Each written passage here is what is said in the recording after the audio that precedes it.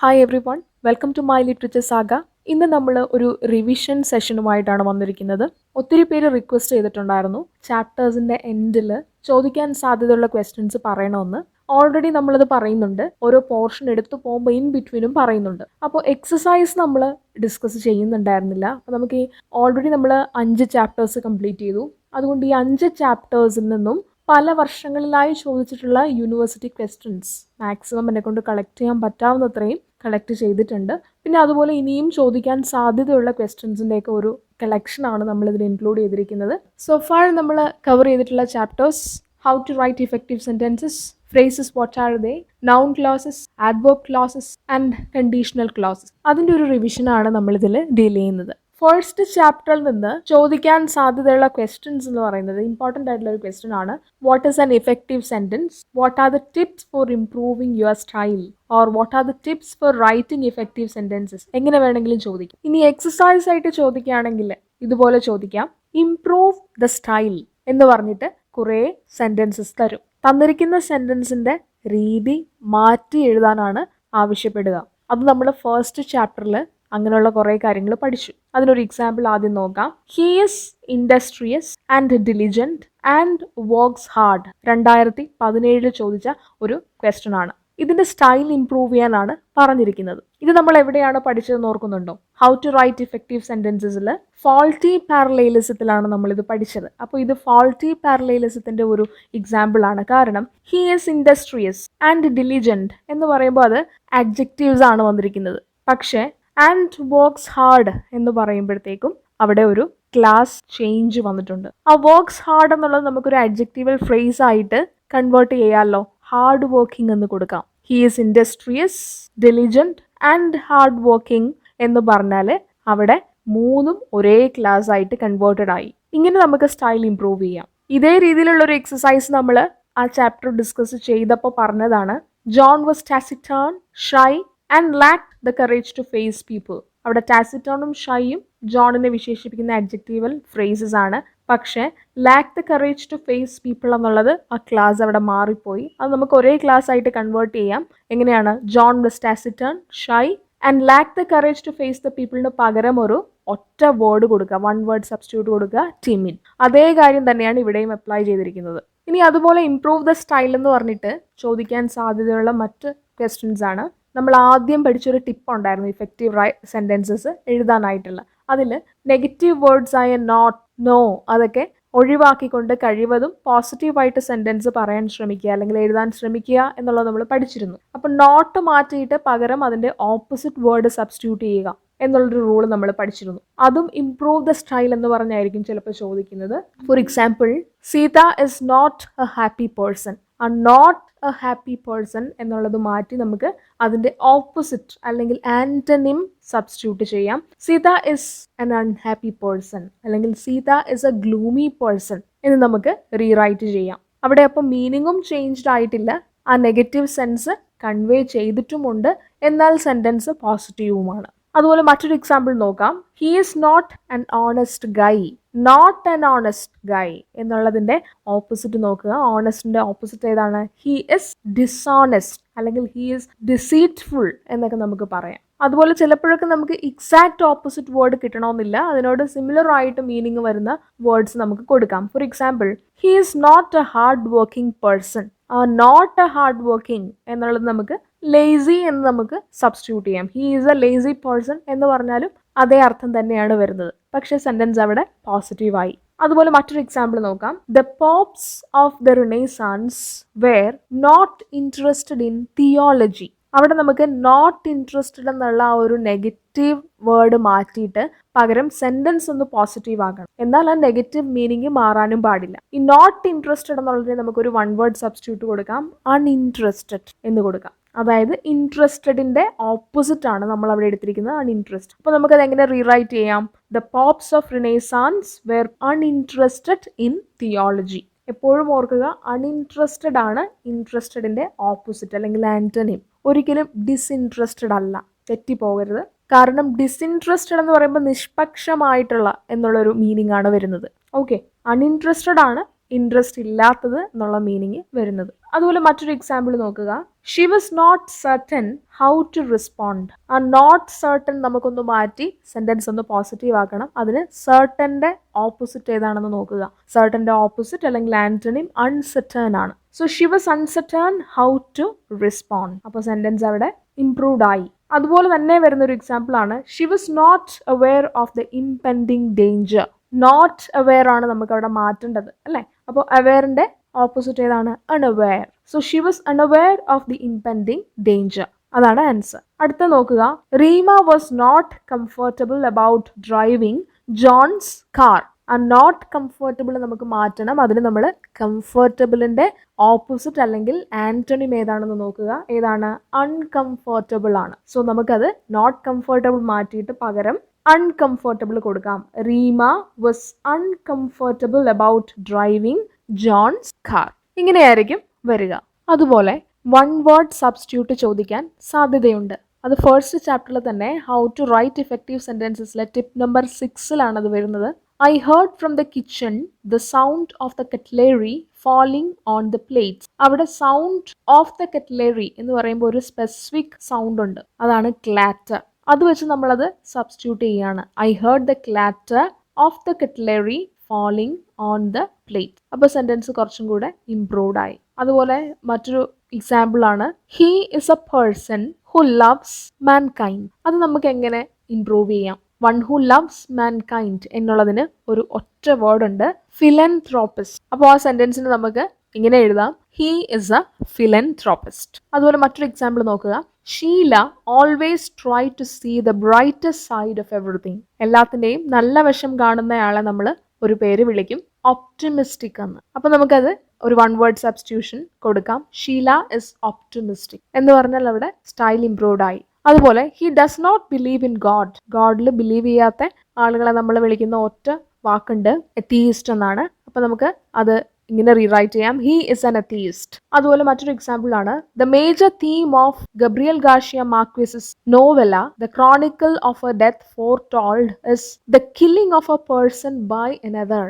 അവിടെ നമുക്ക് റീപ്ലേസ് ചെയ്യാൻ പറ്റുന്നത് the killing of a person by another അതാണ്. അതിന് നമ്മളൊരു പ്രത്യേക പേര് പറയും, ഹോമിസൈഡ്. അപ്പോൾ സെന്റൻസ് നമുക്ക് ഇങ്ങനെ റീറൈറ്റ് ചെയ്യാം, the major theme of Marquez's novella the chronicle of a death foretold is homicide. മറ്റൊരു എക്സാമ്പിൾ ആണ് he was arrested for killing his own father. He was arrested for killing his own father എന്നുള്ളത് നമുക്ക് replace ചെയ്യാം ഒറ്റ word വെച്ചിട്ട്, patricide. അച്ഛനെ കൊല്ലുന്നതിന് പറയുന്നത് patricide എന്നാണ്. അപ്പോൾ he was arrested four patricide എന്ന് പറഞ്ഞാൽ അവിടെ സ്റ്റൈൽ ഇംപ്രൂവ്ഡ് ആയി. ഇനി നമ്മൾ ഫ്രേസസ് വാട്ട് ആർ ദേ എന്നുള്ള ചാപ്റ്ററിൽ സ്ഥിരം ചോദിക്കുന്ന ഒരു ക്വസ്റ്റ്യൻ ആണ്. അതായത് 2017 2018 ചോദിച്ചൊരു ക്വസ്റ്റ്യൻ ആണ്, write 2 sentences containing adverb phrases. Adverb phrases contain ചെയ്യുന്ന 2 സെന്റൻസസ് എഴുതാനാണ് ചോദിച്ചിരിക്കുന്നത്. അത് നിങ്ങൾക്ക് ഇഷ്ടമുള്ള 2 സെന്റൻസസ് എഴുതാം. അതിന് 2-3 എക്സാമ്പിൾസ് ഞാൻ വേണമെങ്കിൽ പറയാം. ആഡ്വേർബ് എന്ന് പറഞ്ഞാൽ നമുക്കറിയാം എന്ത് ഫംഗ്ഷനാണ് പെർഫോം ചെയ്യുന്നത്, ആക്ഷനെ ഡിസ്ക്രൈബ് ചെയ്യുകയാണ്. ആക്ഷനെ ഡിസ്ക്രൈബ് ചെയ്യുക എന്ന് പറഞ്ഞാൽ എങ്ങനെ ഒരു ആക്ഷൻ സംഭവിച്ചു, എപ്പോൾ സംഭവിച്ചു, ഏത് രീതിയിൽ സംഭവിച്ചു, എവിടെ വെച്ച് സംഭവിച്ചു, ആ ആക്ഷൻ്റെ ഡിഗ്രി അല്ലെങ്കിൽ മാഗ്നിറ്റ്യൂഡ് എന്താണ്, ആക്ഷൻ്റെ റിസൾട്ട് എന്താണ് എന്നിങ്ങനെയുള്ള കാര്യങ്ങളെ അടിസ്ഥാനമാക്കി ഡിഫറെൻറ്റ് ടൈപ്സ് ഓഫ് ആഡ്വേർബ്സ് ഉണ്ട്. മാനർ, പ്ലേസ്, ടൈം, ആക്ഷൻ, അങ്ങനെ കുറേ കാര്യങ്ങളുണ്ട്. അതുപോലുള്ള ഏതെങ്കിലും 2 ആഡ്വേർബ് ഫ്രേസസ് കണ്ടെയ്ൻ ചെയ്യുന്ന 2 സെന്റൻസസ് എഴുതാനാണ് ചോദിച്ചിരിക്കുന്നത്. നന്നായി ആലോചിച്ച് മാത്രം ആൻസേഴ്സ് എഴുതുക. ആഡ്വേർബ് ഫ്രേസസ് ആണ് ചോദിച്ചിരിക്കുന്നത്, ആഡ്വേർബ് ക്ലോസ് അല്ല. ഇപ്പോൾ സിംപ്ലി നമുക്ക് ആഡ്വേർബ്സിന്റെ എക്സാമ്പിൾ പറയുകയാണെന്നുണ്ടെങ്കിൽ സ്വീറ്റ്ലി, ക്വിക്ക്ലി, ഇതൊക്കെ ആഡ്വേർബ്സിന്റെ എക്സാമ്പിൾസ് ആണ്. അപ്പോൾ നമുക്കൊരു സിമ്പിൾ കൺസ്ട്രക്ഷൻ ഉണ്ടാക്കാം. She taught the poem in an easy way. ആ ഈസി വേ എന്നുള്ളത് അവിടെ ആഡ്വേർബ് ഫ്രേസ് ആണ്. കുറച്ച് ഡിഫറെൻ്റ് ആയിട്ടുള്ള ഒരു ആഡ്വേർബ് ഫ്രേസ് ആണ്. എങ്ങനെയാണ് പോം പഠിപ്പിച്ചത്? ഈസി വേയിലാണ് പഠിപ്പിച്ചത്. അപ്പോൾ ഈസി വേ അവിടെ ആഡ്വേർബ് ഫ്രേസ് ആണ്. മാനർ ആണ് അവിടെ ഇൻഡിക്കേറ്റഡ് ആവുന്നത്. അതുപോലെ നൗൺ ക്ലോസസ് എന്ന ചാപ്റ്ററിൽ നിന്ന് ചോദിക്കാൻ സാധ്യതയുള്ള ക്വസ്റ്റ്യൻസ് ആണ് ഐഡന്റിഫൈ ദ സബ്ജക്റ്റ്. ഒരു സെന്റൻസ് തന്നിട്ട് അതിലെ സബ്ജക്റ്റ് ഐഡന്റിഫൈ ചെയ്യാനായിട്ട് പറയും. അത് നമ്മൾ ഫസ്റ്റ് ചാപ്റ്ററിൽ ഓൾറെഡി ഞാൻ പറഞ്ഞു തന്ന കാര്യമാണ്, ഐഡന്റിഫൈ ദ സബ്ജക്റ്റ് എന്നുള്ളത്. രാമ കിൽഡ് രാവണ. സബ്ജക്റ്റ് എന്ന് പറഞ്ഞാൽ ആക്ഷൻ ചെയ്തയാളാണ്, വേർബ് എന്ന് പറഞ്ഞാൽ ആക്ഷൻ ആണ്. ആ വേർബ് കൊണ്ട് ആർക്കാണോ നേരിട്ട് ഇമ്പാക്റ്റ് ഉണ്ടായത് അതാണ് വേർബിന്റെ ഒബ്ജക്റ്റ് എന്ന് പറയുന്നത്. ഇവിടെ രാമ കിൽഡ് രാവണ നോക്കുകയാണെന്നുണ്ടെങ്കിൽ രാമനാണ് ക്രിയ ചെയ്തത്, അതുകൊണ്ട് രാമനാണ് സബ്ജക്റ്റ്. അവിടെ കിൽ എന്നുള്ളത് വേർബാണ്. ആ ആക്ഷൻ കൊണ്ട് നേരിട്ട് ഇമ്പാക്റ്റഡ് ആയത് രാവണനാണ്, അതുകൊണ്ട് രാവണയാണ് അവിടെ ഒബ്ജക്റ്റ്. അപ്പോൾ 2017 ചോദിച്ച ഒരു ക്വസ്റ്റ്യൻ ആണ്, his courage won him honour, identify the subject. അവിടെ എന്താണ് അവന് ഓണർ നേടിക്കൊടുത്തത്? അവന്റെ കറേജ് ആണ് അല്ലെ. അപ്പൊ അവന്റെ കറേജിനെ പറ്റിയാണ് അവിടെ പറയുന്നത്, അതുകൊണ്ട് അവന്റെ കറേജ് ആണ് അവിടെ സബ്ജക്റ്റ് ആയിട്ട് വന്നിരിക്കുന്നത്. ഹിസ് കറേജ് ആണ് അവിടെ സബ്ജക്റ്റ്. അതുപോലെ ഇതേ ടൈപ്പിൽ തന്നെയുള്ള മറ്റൊരു എക്സാമ്പിൾ നമുക്ക് നോക്കാം. The sun was shining brightly, identify the subject. അവിടെ എന്താണ് ഷൈൻ ചെയ്യുന്നത്? സൺ ആണ് അല്ലെ, അതുകൊണ്ട് ദ സൺ ആണ് അവിടെ സബ്ജക്റ്റ്. ഓർക്കുക, ദ സൺ എന്ന് തന്നെ എഴുതണം, സൺ എന്ന് മാത്രം എഴുതരുത്. The dogs were barking loudly, ആരാണ് ബാക്ക് ചെയ്തുകൊണ്ടിരിക്കുന്നത്? ദ ഡോഗ്സ്, അതുകൊണ്ട് ദ ഡോഗ്സ് ആണ് അവിടെ subject. The pretty girl was wearing a blue frock, ആരാണ് ബ്ലൂ ഫ്രോക്ക് ധരിച്ചിരിക്കുന്നത്? ദ പ്രിറ്റി ഗേൾ ആണ്, അതുകൊണ്ട് ദ പ്രിറ്റി ഗേൾ ആണ് സബ്ജക്റ്റ്. അത്രയാണ് subject. The man and his wife were walking in their garden, ആരാണ് ഗാർഡനിൽ വോക്ക് ചെയ്തുകൊണ്ടിരുന്നത്? The man and his wife ആണ് അല്ലെ, അതുകൊണ്ട് the man and his wife അത്രയുണ്ട് സബ്ജക്റ്റ് എന്നുള്ളത്. അപ്പോൾ ഇങ്ങനെയൊക്കെ ചോദിക്കാനായിട്ട് സാധ്യതയുണ്ട്. അതുപോലെ മറ്റ് ക്വസ്റ്റ്യൻസ് ആണ്, complete the sentences with suitable noun clauses. For example, my greatest quality is dash. അവിടെ ഒരു നൗൺ ക്ലോസ് സപ്ലൈ ചെയ്യാനാണ് ആവശ്യപ്പെട്ടിരിക്കുന്നത്. അവിടെ നിങ്ങൾക്ക് ഏതെങ്കിലും ഒരു ക്വാളിറ്റി അവിടെ കൊടുക്കാം. For example, my greatest quality is that I M A good listener. That I M A good listener എന്നുള്ളതാണ് അവിടെ noun close. Another example, dash is an old explored idea. നിങ്ങളുടെ ടെക്സ്റ്റിൽ നിന്ന് തന്നെയുള്ള ഒരു ക്വസ്റ്റ്യൻ ആണ്. അവിടെ എന്തെങ്കിലും സൂട്ടബിൾ ആയിട്ടുള്ള ഒരു നൗൺ ക്ലോസ് നിങ്ങൾക്ക് കൊടുക്കാം. ടെക്സ്റ്റിൽ കൊടുത്തിരിക്കുന്നത് that diseases are god's punishment for evil doing is an old explored idea. അപ്പോൾ that diseases are God's punishment for evil doing ആണ് noun clause. Another example, you must remember dash, supply a suitable noun clause. You must remember that you are getting older. അതുപോലെ ചോദിക്കാൻ സാധ്യതയുള്ള മറ്റു questions ആണ്, identify the subject complement in the following sentences എന്ന് പറഞ്ഞ് ചോദിക്കാം. തന്നിരിക്കുന്ന സെന്റൻസിൽ സബ്ജക്ട് കോംപ്ലിമെന്റ് ഏതാണെന്ന് ഐഡന്റിഫൈ ചെയ്യാനായിട്ട് ചോദിക്കാം. For example, he was an actor before he turned a writer. അതിൽ സബ്ജക്റ്റ് കോംപ്ലിമെന്റ്സ് ഏതാണെന്ന് ഐഡന്റിഫൈ ചെയ്യുക. ഹി വാസ് ആൻ ആക്ടർ എന്ന് പറയുമ്പോൾ ഹി എന്നുള്ളത് സബ്ജക്റ്റ് ആണ്, സബ്ജക്റ്റിനെ വിശേഷിപ്പിച്ചിരിക്കുകയാണ് ആക്ടർ എന്നുള്ള കോംപ്ലിമെന്റ് വെച്ചിട്ട് അല്ലേ. അതുകൊണ്ട് ആക്ടർ തീർച്ചയായും സബ്ജക്റ്റ് കോംപ്ലിമെന്റ് ആണ്. He was an actor before he turned a writer. ഹീനെ പറ്റി തന്നെയാണ് അവിടെ രണ്ടാമത് ഒരു കാര്യം പറഞ്ഞിരിക്കുന്നത്, before he turned a writer. അപ്പോൾ ആദ്യം ഒരു ആക്ടർ ആയിരുന്നു, പിന്നീട് ഒരു റൈറ്ററായി എന്നുള്ളൊരു അർത്ഥമാണ് വരുന്നത്. അപ്പോൾ ആക്ടറും റൈറ്ററും ഈ രണ്ട് വേർഡ്സും ഹീയുടെ കോംപ്ലിമെന്റ്സ് തന്നെയാണ്. സോ അവിടെ രണ്ട് സബ്ജക്ട് കോംപ്ലിമെന്റ്സ് ഉണ്ട്, ആക്ടർ ആൻഡ് റൈറ്റർ. മറ്റൊരു എക്സാമ്പിൾ നോക്കുക, he is A gifted athlete. അവിടെ സബ്ജക്റ്റ് ഹീ ആണ് അല്ലേ. ഹീയെ വിശേഷിപ്പിച്ചിരിക്കുന്നത് എന്ത് വെച്ചിട്ടാണ്? അത്ലീറ്റ്. അതുകൊണ്ട് അത്ലീറ്റ് ആണ് അവിടെ സബ്ജക്ട് കോംപ്ലിമെന്റ്. ഇനി മറ്റൊരു ക്വസ്റ്റ്യൻ ആണ്, identify the object complement. They made him the king. അതിൽ ഒബ്ജക്റ്റ് കോംപ്ലിമെന്റ് ഏതാണെന്ന് കണ്ടുപിടിക്കുക. ഒബ്ജക്റ്റ് ഏതാണ്? ഹിം ആണ് അല്ലേ. ദേ അവിടെ സബ്ജക്റ്റ് ആണ്. ആരെയാണ് കിങ് ആക്കിയത്? ഹിം. എന്താണ് ആക്കിയത്? കിങ്. അപ്പോൾ ഒബ്ജക്റ്റിന്റെ വിശേഷണമാണ് കിങ് എന്നുള്ളത്, അല്ലെങ്കിൽ ഒബ്ജക്റ്റിന്റെ കോംപ്ലിമെന്റ് ആണ് കിങ് എന്നുള്ളത്. അതുകൊണ്ട് ദ കിങ് അവിടെ ഒബ്ജക്റ്റ് കോംപ്ലിമെന്റ് ആണ്. Another type of question is, my mother dash spends her time vlogging. Supply an appositive. Appositive എന്താണെന്ന് നമ്മൾ ആ ഒരു ചാപ്റ്ററിൽ പഠിച്ചു. ഒരു സെക്കൻഡ് സബ്ജക്റ്റ് എന്നൊക്കെ നമുക്ക് പറയാൻ പറ്റുന്ന ഒന്നാണ് ആപ്പോസിറ്റീവ്. സബ്ജക്റ്റിനോട് സിനോണിമസ് ആയിട്ടുള്ള ഒരു ഫ്രേസ് ആകാം അത്. My mother A retired professor spends Har time vlogging. അവിടെ മൈ മദർ കഴിഞ്ഞിട്ട് എ റിട്ടയർഡ് പ്രൊഫസർ, അതായത് മൈ മദറിനെ വിശേഷിപ്പിക്കുന്ന ഒന്നാണ്, പക്ഷേ മൈ മദറും റിട്ടയർഡ് പ്രൊഫസറും ഒന്ന് തന്നെയാണ്, തുല്യ പ്രാധാന്യമാണ്. അതുകൊണ്ട് അങ്ങനെയുള്ളവരെ നമ്മൾ ആപ്പോസിറ്റീവ് എന്നാണ് വിളിക്കുന്നത്. സെക്കൻഡ് സബ്ജക്റ്റ് ഒക്കെ ആയിട്ട് ഫംഗ്ഷൻ ചെയ്യുന്ന ഒന്നാണ്. നിങ്ങൾക്ക് ഇഷ്ടമുള്ള ഏതെങ്കിലും ഒരു നൗൺ ഫ്രേസോ ക്ലോസോ ഇവിടെ കൊടുക്കാം കേട്ടോ. അതുപോലെ മറ്റൊരു എക്സാമ്പിൾ ആണ്, the saying dash has a lot of truth in it. The saying that the early bird catches the worm has a lot of truth in it. അവിടെ ഏതെങ്കിലും ഒരു പോപ്പുലർ സേയിങ്ങോ എന്തെങ്കിലും നിങ്ങൾക്ക് കൊടുക്കാം. അതവിടെ ആപ്പോസിറ്റീവ് ആയിട്ടാണ് വന്നിരിക്കുന്നത്. ദ സേയിങ്ങും ആ സേയിങ് എന്താണെന്നുള്ളതും സെയിം തന്നെയാണ്. ഓക്കെ, അപ്പോൾ ഇത്രയും ക്വസ്റ്റ്യൻസ് ആണ് ഈ ഒരു ചാപ്റ്ററിൽ നിന്ന് ചോദിക്കാൻ സാധ്യതയുള്ളത്. ഇനി ചാപ്റ്റർ 4 adverb clausesലെ ക്വസ്റ്റ്യൻസ് ആണ് നോക്കുന്നത്. fill in the blanks എന്നിട്ട് complete the sentences with an adverb clause എന്ന് ചോദിക്കും. For example, he is not so clever dash. അവിടെ നമ്മൾ ഫില്ല് ചെയ്യേണ്ടത് ഒരു adverb clause ആണ്. അവിടെ നമ്മൾ ഏത് തരത്തിലുള്ള adverb clause ആണ് യൂസ് ചെയ്യുക? ആ സെന്റൻസിന്റെ തന്നിരിക്കുന്ന അത്രയും ഭാഗം ഒന്ന് പരിശോധിച്ചാൽ നമുക്ക് മനസ്സിലാകും. he is not so clever.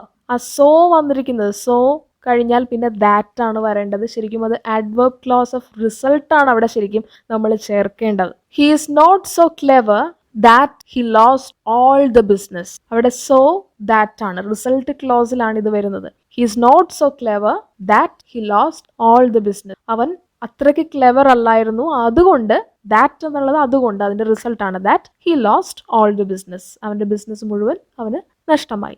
റിസൾട്ടാണ് അവിടെ വരുന്നത്. മറ്റൊരു എക്സാമ്പിൾ നോക്കുക, ഹി റാൻ സോ ഫാസ്റ്റ്. അതേ പാറ്റേൺ തന്നെയാണ് വന്നിരിക്കുന്നത്. അവിടെ നമ്മളോട് ഒരു adverb clause അപ്ലൈ ചെയ്യാനാണ് ആവശ്യപ്പെട്ടിരിക്കുന്നത്.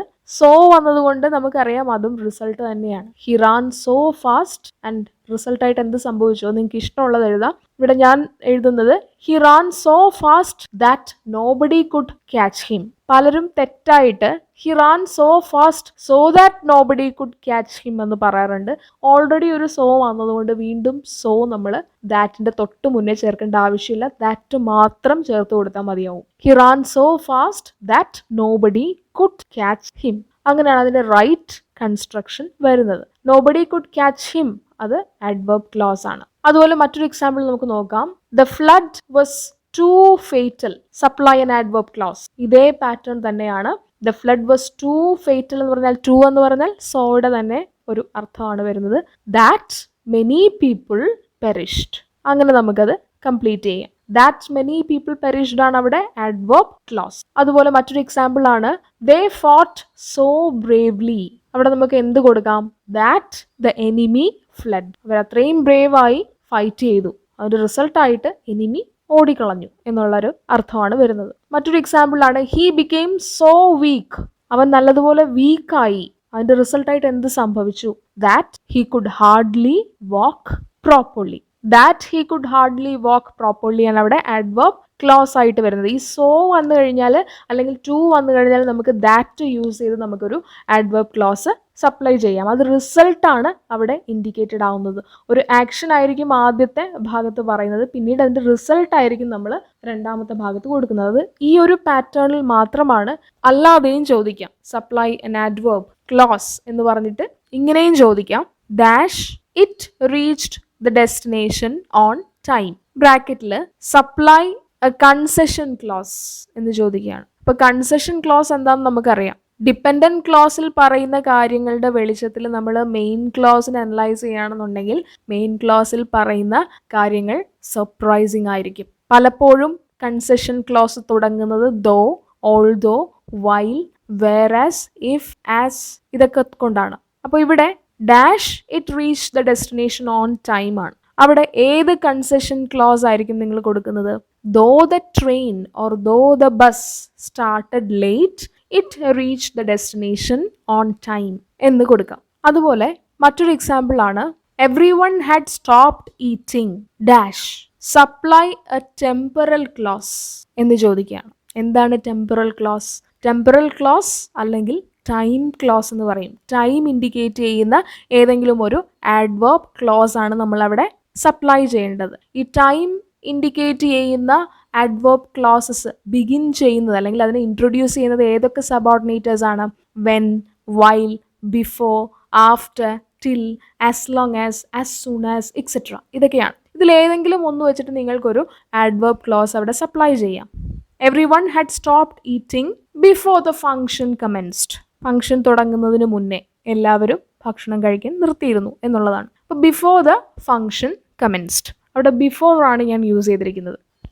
അതുപോലെ മറ്റൊരു എക്സാമ്പിൾ ആണ് dash you must stick to it supply an adverb clause of time dash you must stick to it എന്നാണ്. നീ അതിൽ തന്നെ ഉറച്ചു നിൽക്കണമെന്നാണ്. അപ്പോൾ അതായത് ഏതെങ്കിലും നമുക്ക് കൊടുക്കാൻ പറ്റുന്ന ഒരു ക്ലോസ് എന്ന് പറയുന്നത് something related to a decision ആണ് അല്ലേ?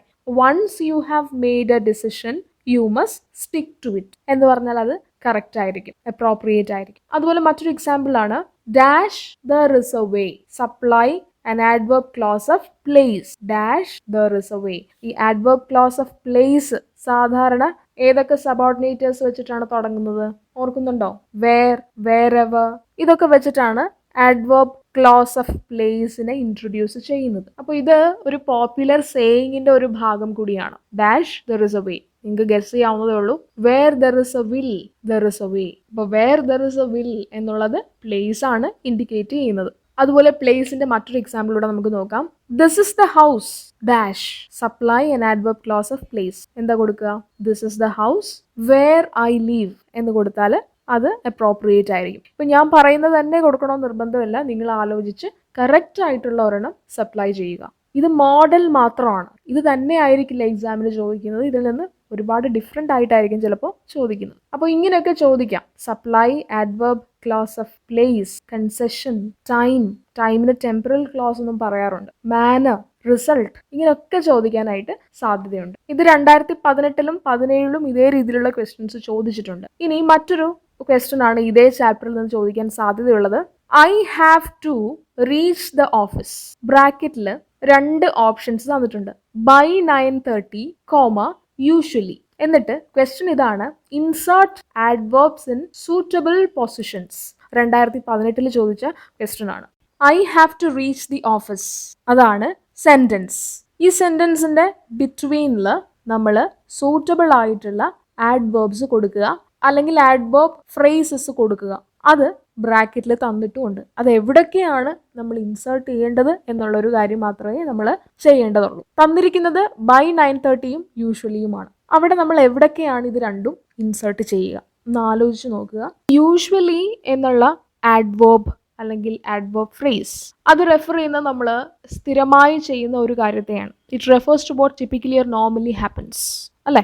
അതുകൊണ്ട് തന്നെ അത് നമ്മളൊരു സെന്റൻസിൽ യൂസ് ചെയ്യുന്നതിന് ചില റൂൾസ് ഉണ്ട്. സാധാരണ നമ്മൾ യൂഷ്വലി പോലുള്ള ആഡ്വേർബ്സ് യൂസ് ചെയ്യുന്നത് മിഡ് പൊസിഷനിലാണെന്ന് പറയാം. അതായത് സബ്ജക്റ്റിന്റെയും മെയിൻ വേർബിന്റെയും ഇടയിലാണ് യൂസ് ചെയ്യുന്നത്. ഈ സബ്ജക്റ്റിന്റെയും മെയിൻ വേർബിന്റെയും ഇടയിലെന്ന് പറയുമ്പോൾ അതിനിടയിൽ ഇപ്പോൾ ഒരു മോഡൽ വേർബോ അല്ലെങ്കിൽ ഒരു ഓക്സിലിയറി വേർബോ അല്ലെങ്കിൽ ബിയുടെ ഏതെങ്കിലും ഒരു ഫോമൊക്കെ ഉണ്ടെങ്കിൽ അതിനുശേഷമായിരിക്കണം കൊടുക്കേണ്ടത്. അതായത് സബ്ജക്റ്റിൻ്റെയും മെയിൻ വേർബിൻ്റെയും ഇടയിൽ തന്നെ, പക്ഷേ സബ്ജക്റ്റിൻ്റെയും മെയിൻ വേർബിൻ്റെയും ഇടയിൽ ഏതെങ്കിലും ഒരു മോഡൽ വേർബ് എന്ന് പറഞ്ഞാൽ നമ്മുടെ മൊഡാലിറ്റി ഇൻഡിക്കേറ്റ് ചെയ്യുന്നതാണ്. മോഡൽ ഓക്സിലിയറി എന്നൊക്കെ നമ്മൾ പറയും. Can, will, must, could, would, might, use to, ഇതൊക്കെ മോഡൽ ഓക്സിലറി വേർബാണ്. നമുക്ക് എന്തെങ്കിലും കാര്യം ചെയ്യാൻ സാധിക്കും അല്ലെങ്കിൽ ചെയ്തേ പറ്റൂ എന്നൊക്കെയുള്ള നമ്മളുടെ കപ്പാസിറ്റി, ഒബ്ലിഗേഷൻ, ഇതൊക്കെ ഇൻഡിക്കേറ്റ് ചെയ്യുന്ന വേർബ്സ് ആണ് മോഡൽ ഓക്സിലറീസ്. അതുപോലെ ഏതെങ്കിലും ഒരു ഫസ്റ്റ് ഓക്സിലറി വേർബ് ഉണ്ടെങ്കിൽ, ഇപ്പൊ ബി, ഹാവ്, ഡു, ഇതൊക്കെ ഓക്സിലറി ആണ്. അല്ലെങ്കിൽ ഹെൽപ്പിംഗ് വേർബ്സ് എന്ന് നമ്മൾ പറയും.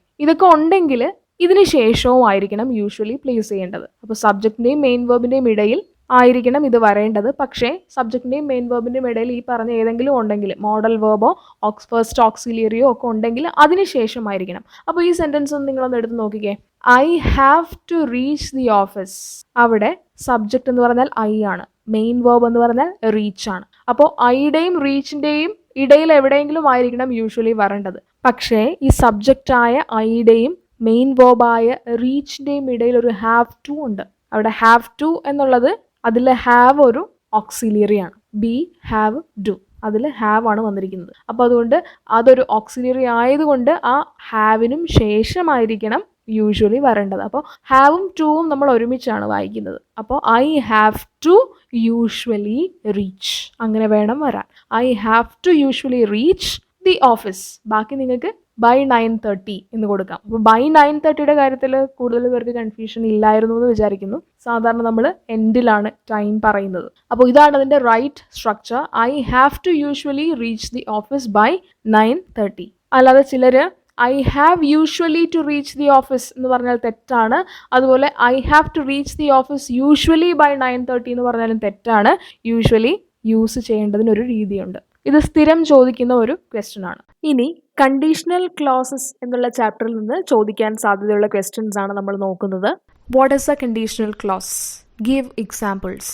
അതല്ലെന്നുണ്ടെങ്കിൽ ഒരു സെൻറ്റൻസ് തന്നിട്ട് അതിലെ കണ്ടീഷണൽ ക്ലോസ് ഐഡൻറ്റിഫൈ ചെയ്യാനായിട്ട് ചോദിക്കാം, അല്ലെങ്കിൽ മെയിൻ ക്ലോസ് മാത്രമായിരിക്കും നിങ്ങൾക്ക് തരുന്നത്. എന്നിട്ട് ഫസ്റ്റ് പാർട്ട്, അതായത് കണ്ടീഷണൽ ക്ലോസ് സപ്ലൈ ചെയ്യാനായിട്ട് ആവശ്യപ്പെടും. For example, we'll have to cancel the course.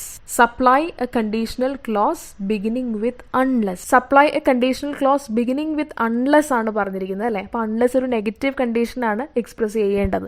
we'll have to cancel the course. നമുക്ക് കോഴ്സ് ക്യാൻസൽ ചെയ്യേണ്ടി വരും, അല്ലെങ്കിൽ നമുക്ക് കൂടുതൽ കാൻഡിഡേറ്റ്സിനെ കിട്ടണം. unless we get more candidates. രണ്ടാമത്തേത് പ്ലീസ് കോൾ ബാക്ക് ടുമോറോ. അതിൻ്റെ ഫസ്റ്റ് പാർട്ടിൽ supply a conditional close beginning with should എന്ന് പറയുന്നുണ്ട്. ഷുഡ് വെച്ചിട്ട് കംപ്ലീറ്റ് ചെയ്യാനാണ് പറയുന്നത്. Should know one answer please call back tomorrow. ആരും ആൻസർ ചെയ്തില്ല എന്നുണ്ടെങ്കിൽ നാളെ വിളിക്കുക. അപ്പോൾ ഷുഡ് നോ വൺ ആൻസർ കണ്ടീഷനാണ് അവിടെ എക്സ്പ്രസ് ചെയ്തിരിക്കുന്നത്. ഇതേ കാര്യം നമുക്ക് ഇഫ് വെച്ചിട്ടും റിപ്രസെൻറ്റ് ചെയ്യാം. If no one answer please call back tomorrow എന്നും പറയാം. അടുത്തത് dash I will graduate. Supply a conditional clause. If I pass the test I will graduate. അവിടെ ഇഫ് ആണ് നമ്മൾ യൂസ് ചെയ്തിരിക്കുന്നത്. അടുത്ത sentence will go to the course tomorrow unless if it rains. അത് correct ചെയ്യാനാണ് പറഞ്ഞിരിക്കുന്നത്. അതിലൊരു തെറ്റുണ്ട്. അതിലെ തെറ്റെന്ന് പറയുന്നത് will go to the course tomorrow unless it rains. അത്രയും മതി. അൺലെസ് ഇഫ് ഇറ്റ് റെയിൻസ് വേണ്ട. കാരണം അൺലെസ്സും ഇഫും നമ്മൾ ഒരിക്കലും ഒരുമിച്ച് യൂസ് ചെയ്യാറില്ല. ഇങ്ങനെ ഒരു സെന്റൻസ് കണ്ടു കഴിഞ്ഞാൽ അൺലെസിൻ്റെ കൂടെ ഇഫ് വന്നു കഴിഞ്ഞാൽ അത് തെറ്റാണ്. അതായിരിക്കും അവിടുത്തെ മിസ്റ്റേക്ക്. ഇത്രയും ക്വസ്റ്റ്യൻസ് ആണ് ഈ ചാപ്റ്റേഴ്സ് 1 to 5 നിന്ന് ചോദിച്ചിട്ടുള്ളതും ഇനി ചോദിക്കാൻ സാധ്യതയുള്ളതും. അപ്പോൾ ഇതിനൊക്കെ പുറമെ ഞാൻ ഓരോ ചാപ്റ്റേഴ്സ് ഡിസ്കസ് ചെയ്ത് പോകുമ്പോഴും ഇടയ്ക്ക് ക്വസ്റ്റ്യൻസ് പറയുന്നുണ്ട്. അതുകൂടെ നിങ്ങളൊന്ന് നോക്കിയേക്കുക. ഇമ്പോർട്ടൻ്റ് ആയിട്ടുള്ളതും ഓഫ്റ്റ് റിപ്പീറ്റഡ് ആയിട്ടുള്ള ക്വസ്റ്റ്യൻസ് മാത്രമാണ് നമ്മൾ ഈ റിവിഷനിൽ ഇൻക്ലൂഡ് ചെയ്തിരിക്കുന്നത്. അല്ലാതെ ടെക്സ്റ്റ് കംപ്ലീറ്റ് വായിക്കേണ്ടതാണ്. ഇത് മാത്രം കേട്ടതുകൊണ്ടോ അല്ലെങ്കിൽ പ്രാക്ടീസ് ചെയ്തുകൊണ്ടോ നിങ്ങൾക്ക് എക്സാമിൽ നല്ല മാർക്സ് കിട്ടുകയില്ല. അതുകൊണ്ട് ടെക്സ്റ്റ് തീർച്ചയായും വായിക്കുക. അതോടൊപ്പം ടെക്സ്റ്റിൽ കൊടുത്തിരിക്കുന്ന എക്സസൈസ് ഈ ഒരു പാറ്റേണിൽ നിങ്ങളൊന്ന് ചെയ്യാനായിട്ട് ശ്രമിക്കുക. So thank you for watching.